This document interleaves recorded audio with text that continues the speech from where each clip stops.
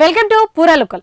అందరూ దేవుడు సన్నిధికి వెళ్ళేది తమను ఆరోగ్యాలతో సుఖ సంతోషాలతో ఉంచమని. కానీ ఈ ఆలయాన్ని దర్శించుకునేది కేవలం జుట్టు కోసమేనట. వినడానికి విడ్డూరంగా ఉన్న ఇది నిజం.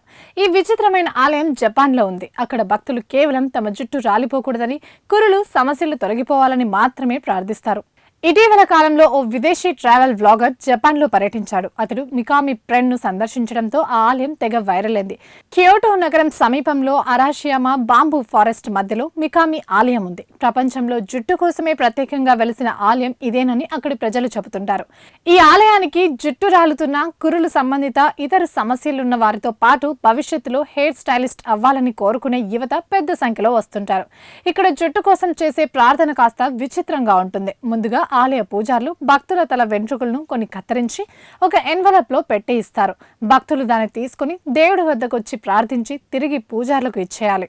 ఇలా చేస్తే జుట్టు సమస్యలు తొలగిపోతాయని అక్కడి వారి నమ్మకం. ఈ ఆలయంలో ఉండే విగ్రహం జపాన్లో తొలి హెయిర్ డ్రెస్సర్ గా గుర్తింపు పొందిన పూజీ వారాది. కుమాకూర కాలానికి చెందిన ఇతను జపాన్లో హెయిర్ స్టైలింగ్ ను ఒక వృత్తిగా మార్చిన వ్యక్తిగా చరిత్రలో నిలిచిపోయాడు. ఆయన నైపుణ్యాన్ని, ప్రతిభను దేశం మొత్తం గుర్తించింది. దీంతో ఆయన దేవుడిగా కొలుస్తూ కొన్ని శతాబ్దాల కిందటే ఈ మికామి ఆలయాన్ని నిర్మించారు. సెలూన్ యజమానులు దుకాణాలు మూసేసి మరీ ఈ ఆలయాన్ని సందర్శిస్తుంటారు. అక్కడి దేశస్తులతో పాటు జుట్టు సమస్యలున్న విదేశీ పర్యాటకులు ఇక్కడికి వస్తుంటారు. అక్కడ జాతీయ బ్యూటిషియన్ పరీక్షలకు సిద్ధమవుతున్న విద్యార్థులు మికామికి వచ్చి తమ కోర్సులో సీటు రావాలని మొక్కుతుంటారట. అందుకే జపాన్లో ఇదొక ప్రత్యేకమైన ఆధ్యాత్మిక క్షేత్రంగా మారిపోయింది.